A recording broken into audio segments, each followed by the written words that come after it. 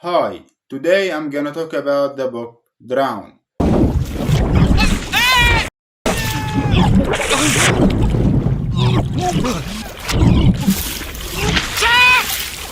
Vire à droite. Reviens, bordel. Reviens. أشهد أن لا إله.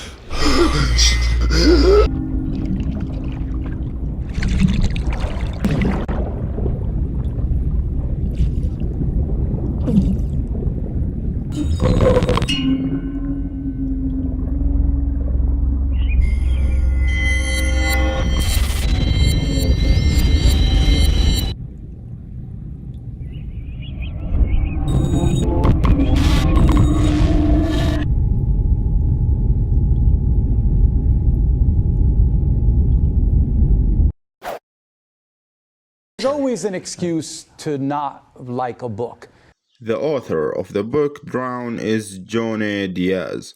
Johnny Diaz is a Dominican American writer and a professor known for Drown, which was published in 1996. Later, he won the Pulitzer Prize for Fiction in 2008 for his novel The Brief Wondrous Life of Oscar Wilde. And it's nonsense, of course. Everything that they're reading is full of the same thing. Yonner is the main character, and he is silly and clever, and will do anything for his own benefit. But he lives a harsh life. Ramon is Yonner's father, and he is a bad father and husband, and he tries to make money so his family can live a good life. Yonner and Rafa is brothers. Yonner's relationship with his brother in the campo changes when they are living with their mother in El Centro, which is the city. They were friends in the campo, and Rafa is more open with Yonner there. A new character named Yasril. When Yasril was a kid, he lived in the campo, a very quiet and peaceful life. But a day a pig attacked him, especially his face, the pig leaving scars all over Yasseral's face. And after that day, the kids never stopped bullying him for his looks. Even his own dad was harsh on him. He forced his kid to wear a mask when he goes out, and Yasseril wore a mask for the rest of his life.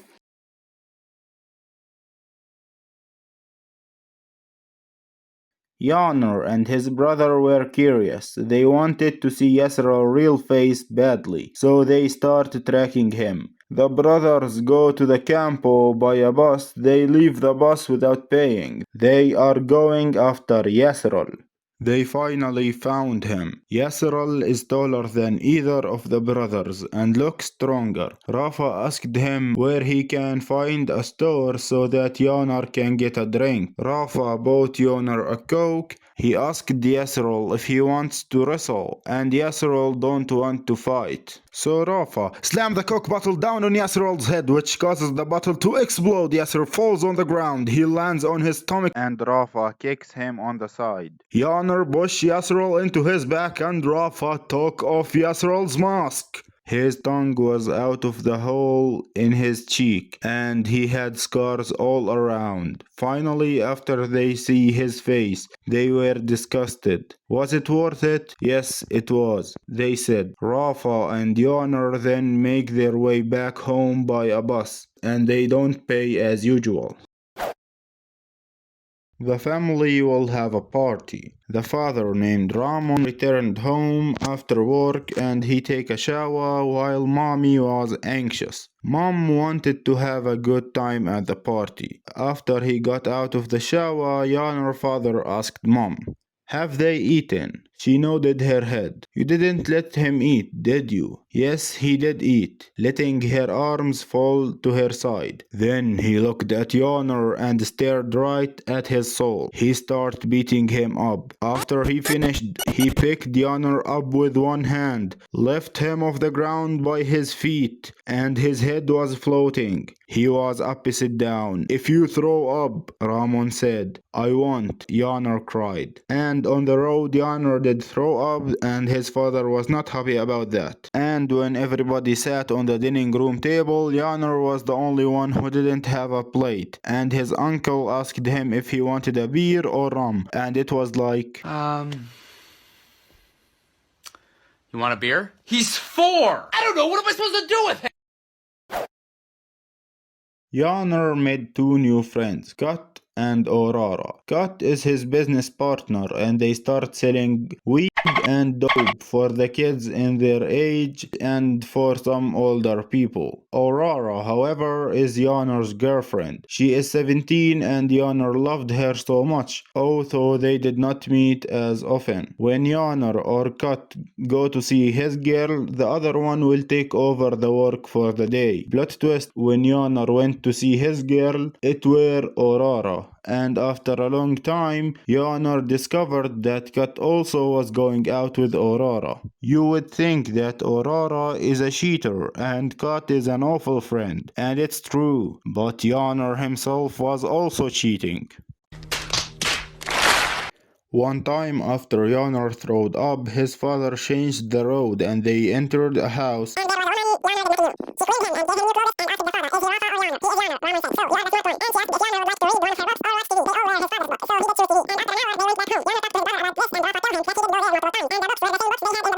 Long story short, their father was cheating, and they knew it.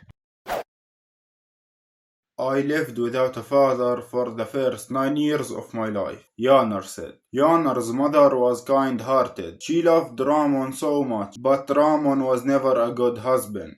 Mom was broken, in both meanings. She worked in a chocolate factory, working 10 to 12-hour shifts for almost no money. And she had 3 children. Mom couldn't even afford the uniform. Their area wasn't that safe, so Mom usually asked one of her co-workers to take her home. Mom let them walk her, but she never invited them into the house. At a random day, a letter was at their house mail, and when Mom reads it, she was flying from happiness. It was from Ramon. And after a week or so, Ramon came to their house and he took Mom to see a movie like their first date. A new character named Pito, Yonor's old best friend.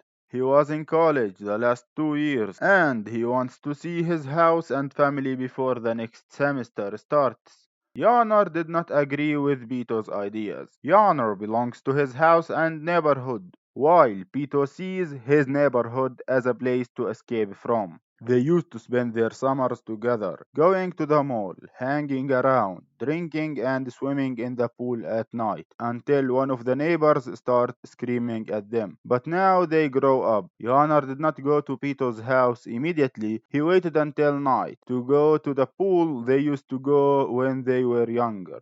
But Pito wasn't there, and this was a strike for Yonor. This is the moment that he realized he was not that young anymore. He was the oldest in the pool. Back when I was younger, was told by other youngsters that might well be sunset beneath the earth. 'Cause I don't see what they see when they're staring at me.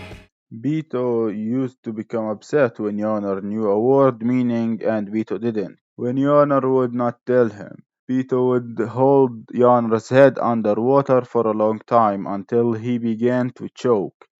Yonor was still living with his mother. She was paying the rent and everything, but he sometimes paid the phone bill. Yonor take his mother to the mall and he locked every window before they left. Because his mother can't do it by herself, she was short. And without his father, Yonor is the man of the house. At the mall, Yonor gave his mother $15 to spend because his father used to give her $100. And now he really stepped into his father's role.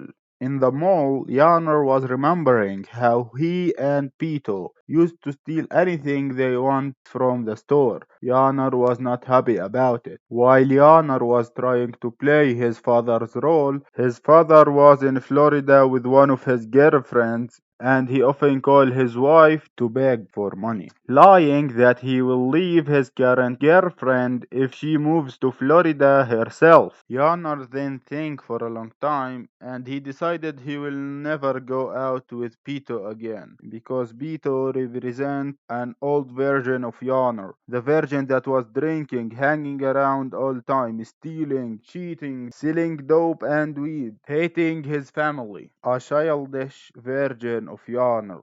After that, Yanar calls his mother and they watch a movie together, and his mother slept with her head on Yanar's chest. He didn't move until the end of the movie, and this shows that Yanar finally grew up. He finally wants to spend more time with his family, especially his mother, the one that did everything for him and will always love him, regardless of what he do. When I was summarizing, I stopped at chapter 9. I didn't know if I should include it in the book report or not, and I had a small debate on my head, and I will take you on a small trip there so you can see it.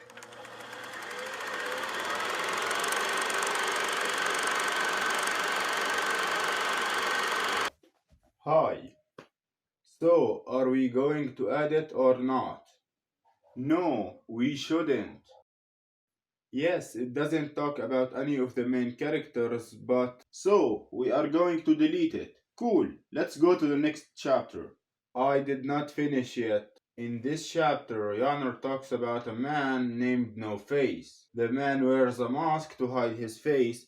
He woke up every day and starts his day by doing 15 pull-ups. His arms are jacked. His family calls him, so he runs fast for them. He helps them, and you can see that his family are happy, especially his mother. When he goes out, a few yell, "No face! No face!" However, he has no time for them. He goes to the church and write and read for 2 hours. Then he goes out with his girl. Then, when he finishes, he goes to the store and grabs the groceries and he goes back home. He has the power until his father comes home and takes his son's mask off. And that removes most of his son's power. As I said, it's not important. No Face is not a real character. He is a character Yanar invented, because No Face has everything Yanar don't have. 15 pull-ups, powerful. A few yell his name, famous. Goes out with his girl,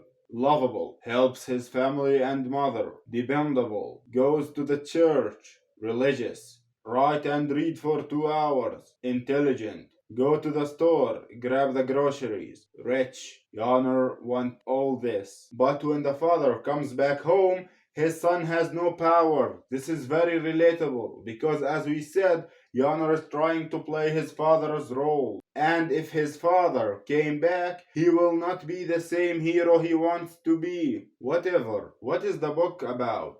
What the author is trying to say? It's about Yanar's life with his family.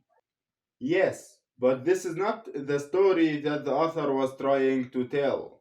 The book is about poverty, racism, depression, being broken, about the father figure and what will happen if it was lost. All the characters are lost. They don't know what they are going to do or what they are doing. And this is the real meaning of the book's name, Drown.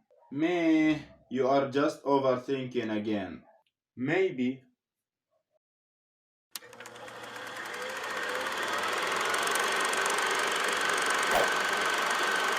When Yanar was 4, Ramon and his father-in-law talked, and Ramon did take money from his father-in-law to travel to New York, searching for a new life for his family and searching for a new job. After he traveled, he had nothing. He is a 24 years old man in the middle of New York with nothing, homeless and hopeless, searching for a new life. His first job was washing dishes in a sandwich shop. He worked 16 hours a day, 2 shifts, and he used to sleep in the storage room. So he brought his books there, and he shared a small apartment with 4 roommates.